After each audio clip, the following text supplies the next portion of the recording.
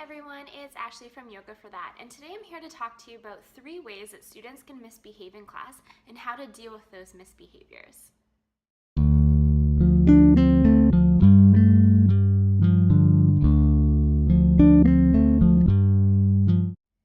I've been a yoga teacher for about 5 years now, and I've seen some very odd behaviors in classrooms. We're going to talk today about the 3 most common misbehaviors that I see in classes and how to deal with them appropriately and kindly in the classroom.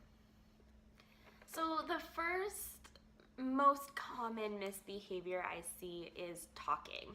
And I don't just mean talking before class, kind of as the classroom is getting set up and students are setting up their mats. I'm not a huge believer in having the classroom having to be completely silent. I believe that the studio can be a place of community, and I do allow talking at a quiet level during the first 15 minutes before the class starts. What disrupts me, and I'm sure everyone else in the classroom, is when people talk during class. And this often happens more in my fitness-based classes, such as yoga and core classes that I teach, as their friends kind of are giggling amongst each other. And I don't really say anything in these classes. I might just turn up the music, I might talk a little bit louder, or I actually just take a stroll around the room and kind of hang out more around the people that are talking. And just like when we're kids and you're in a classroom and the teacher comes around and you've been chatting with your friend, you immediately are quiet. So that's kind of my tactic in the more fitness type classes. When I hear it in my flow or deep stretch, again, I try to take a mosey around the room, hang out around the people that might be chatting. If it's really disruptive, I'll kind of get everyone into a pose either on their back or say child's pose, and then kind of squat down beside the student and maybe just, ask them to be a little quieter, or ask them if they have a concern or something's going on that they need to chat with me about. Maybe they're new and they thought they'd ask their friend, how they're supposed to do the pose, something like that. So I do try to address any concerns that might be coming up for that student. And then after class, if I've noticed that someone's been kind of very disruptive throughout the class, I'll just take them aside after class and just chat with them and say, if you do have concerns during the class, to wave me over, to avoid talking as it is disruptive to the rest of the classroom. And usually people are quite understanding of that. The next biggest distraction that I see is people that pack up and start to leave during Shavasana. Now, I'm someone that if you let me know before class that you do need to leave early, we don't always obviously like that when people have to leave early, but I do understand that people have places to be, and I want as many people to get to a yoga class as they can. So I'm one of those people, if you tell me before that you need to leave early, then I'll let people know as we're heading into Shavasana that I'll kind of walk by them and be like, hey, we're heading into Shavasana, now would be a really good time to pack up. And I'll have them set up near the door and have them keep their stuff outside of the studio, so as they pack up, it's not disruptive. And I'll just have them leave their props next to the wall and I'll put them away for them. And that's something I have a discussion with them prior to the class.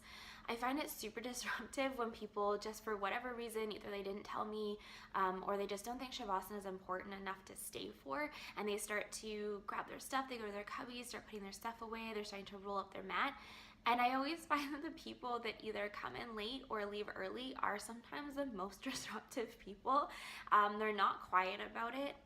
And where I teach, we have really, really squeaky floors. So it's really easy. I even stay very still during Shavasana because I know as I walk around, it's very disruptive. People know that I'm walking around. So I try to stay as still as I can.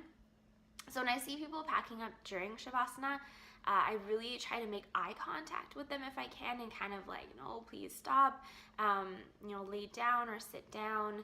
I've had a couple where I couldn't make eye contact with them. I actually got up and stood on their mat as they were trying to roll it. And I know I'm not a big believer in stepping on people's mats, even walking around, but I figured that was kind of like that moment that I had to kind of take more of an extreme measure and actually like physically stop them from rolling up their mat. And so I had her sit down and she was like, but I have to go. And I was like, well, sorry, like you can't go right now. It was too disruptive. She was way on the other side of the room. And I had no idea she needed to leave early. And so then after class, I had a conversation with her and I said, look, we don't generally pack up during Shavasana. It's very disruptive. Shavasana is supposed to be a place of stillness and calmness, is to take in the effects of your yoga practice. And I was like, next time if you do need to leave early, just make sure you let me know ahead of time. We'll set you up near the door, and etc. So it is one of those ones that it really does bug me because I feel it is the most disruptive one, really, at the end of class when everyone's really trying to relax and their minds are so open and they're really just trying to focus on their breathing. So the one way that I've dealt with it, you might have another way, so you're welcome to share in the comments if you have something you've seen in class or you've dealt with yourself. Let us know. The third most disruptive, and I think ties with Shavasana in terms of disruptiveness, is people that go on their phones during class. Oh my God, this just drives me bonkers. I see it a lot at certain studios. I see it a lot more in the fitness classes as people are taking breaks. They immediately are like, I have to go on my phone, check my phone. I don't know what it is that people can't be off their phones for an hour of their day. It's kind of sad, I think, that we're just so glued to technology that it's like, what Facebook update did I miss? Stuff like that. What phone call or email did I miss? And I do totally understand that some people have high stress jobs. They might be on call, and for my friends that are on call, they let me know ahead of time. They keep their phones down, face down on their mats. They just have it on vibrate, and they grab their phone. They quickly step out of the studio. They always sit up by the doors, which is super respectful of everyone around them. So I do understand that people, I have nurses, I have doctors, pilots, all sorts of different people that do have jobs where they're on call. So I try to be as flexible as I can with that. But for people who just have their phones by their mats, and then when they're taking a break or what have you, that they decide they have to, and they're not discreet about it. They just kind of sit in the middle of their mat and they just play on their phone. And those people I actually walk up to and I'm like, can you please not go on your phone, and have them put it away. And if they do it a second time, I kind of call them out in class. Just the first time I get it, like sometimes we're not thinking. So I try to be very nice about it. The second time I do call them out on it, because I'm kind of a believer in public shaming, in that sense where, other people I'm sure they noticed anyways, but I want them to know that I'm taking control of the situation and I'm not just letting it slide. And the third time, it hasn't, knock on wood, it hasn't happened a third time with an individual. But my rule kind of in my head is that I would ask them to leave. If they're obvious, I have kicked someone out of class before, not kicked them out, but she was on her phone, and I asked her to get off her phone, and she kind of argued with me a little bit that she wasn't feeling well. And I told her, I'm like, okay, well then you can either leave the studio or just step out in the back and be on your phone, but don't be on your phone in the class.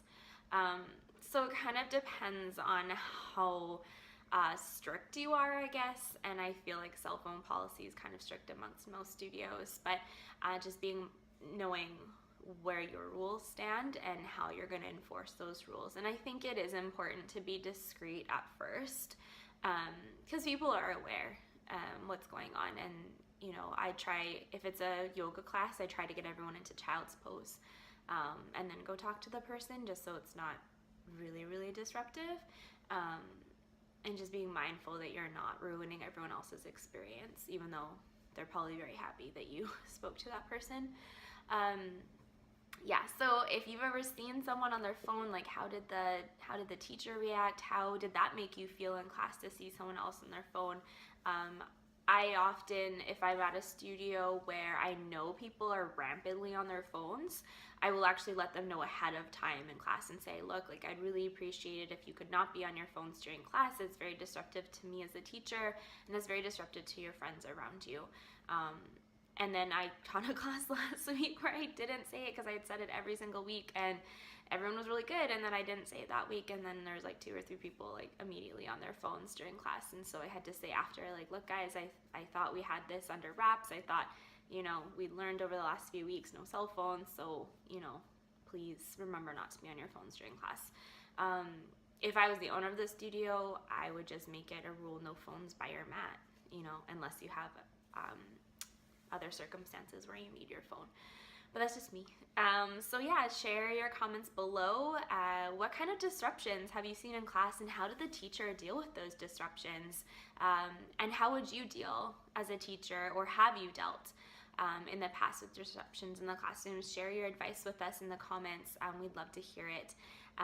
And of course, if you like this video, hit the like button. If you think your friends or other teacher friends would find it helpful, give it a share, and make sure to comment below things you've seen in the class and how it was dealt with and how you would deal with it. And we'll see you again next week. Thanks so much, guys. See you later.